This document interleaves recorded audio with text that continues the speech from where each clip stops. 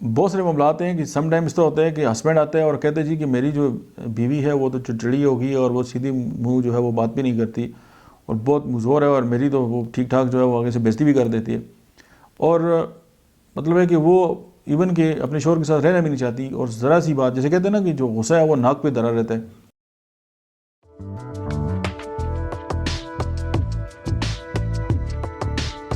اور ذرا سی کوئی بات ہوگی اور آگے سے غصہ آ گیا،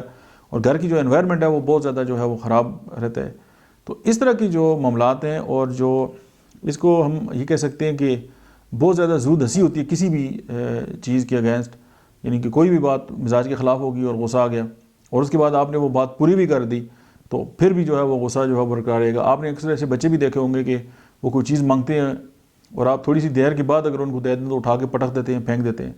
تو یہ ساری جو چیزیں ہیں یہ مل کے نا جو دوا ہومیوپیتھی کی بنتی ہے وہ کیمومیلا ہے.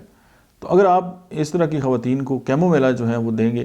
تو پھر آپ حیران ہو جائیں گے کہ ان کا چڑچڑا پن کہاں پہ چلا گیا، اور ان کی جو یہ زود ہنسی ہے وہ کہاں پہ چلی گئی، اور وہ جو ہے وہ کتنی با اخلاق اور کتنے معاملات جو ہیں وہ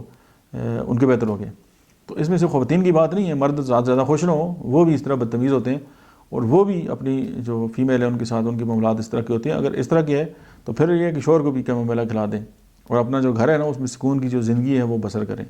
اور بارہ یہ بھی دیکھا گیا کہ کچھ لوگ تو کیمومیلا کے ساتھ تویز بھی لکھ کے دیتے ہیں بچوں کو، اور بچے جو ہیں وہ بڑے پرسکون ہو جاتے ہیں. تو ہومیوپیتھی کمال ہے. Thank you very much.